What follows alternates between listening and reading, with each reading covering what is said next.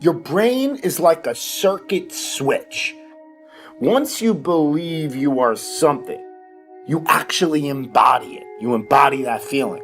If you were, God forbid, in a coma, and you woke up and you didn't really have a memory, and you were told that you used to be a Navy SEAL, and they want you back now when you're healthy, do you think you'd act differently and hold yourself differently, conduct yourself different, and have a different self-concept of who you are than if you were told you were a piano instructor? Being successful in life is all about having the proper belief system in who you are. Truly believing that you are something unique, that you are something special in that field. If you truly believe inside of you that you are one of the best actors in the world, you will be entirely different than if you're like, I hope I'm good. Your expressions will be totally different. Your tone of voice.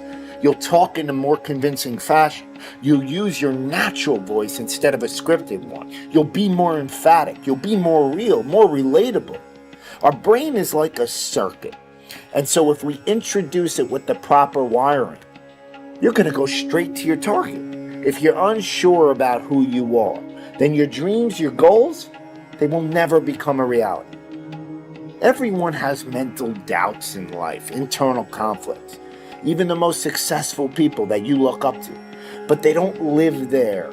It's how you handle those negative thoughts in that exact moment and overwhelm them with positive action. And that comes with this utmost confidence in yourself that you can handle the situation. Trust in yourself that you are better than the moment.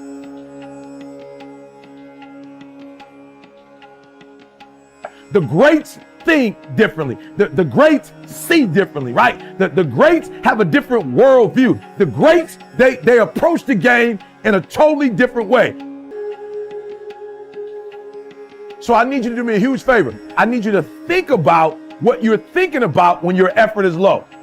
Because if you can get this, you can get any success you want in life. You can have anything you want in life if you can get this. The next time you give a low effort, right? You give it 70% or 50% or 30%. I want you to think about what you're thinking about when your effort is low. If your effort is low, you're probably not thinking about the opportunity. You're probably thinking about the obligation.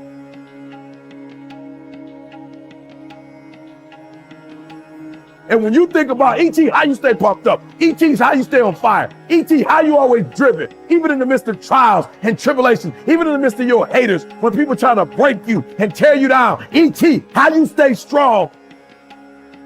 I keep thinking about the opportunities. Every single day, I'm thinking about the opportunity, and I'm not looking at this thing as an obligation. I'm not looking at this thing as something that I have to do, or that I'm forced to do, right? Something that somebody's making me do. Every time I wake up, I'm thinking, I'm alive, baby. This is the day. This is an opportunity.